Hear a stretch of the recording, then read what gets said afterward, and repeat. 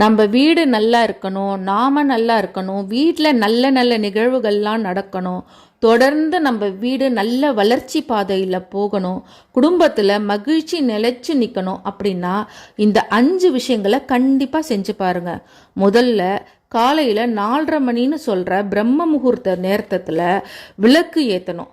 அப்படி செஞ்சால் நீங்கள் என்ன நினைக்கிறீங்களோ என்ன வேண்டிக்கிறீங்களோ அத்தனையும் நடக்கும். ரெண்டாவதா கண்டிப்பாக காலையில் வீட்டு வாசல் தெளித்து கோலம் போடணும்.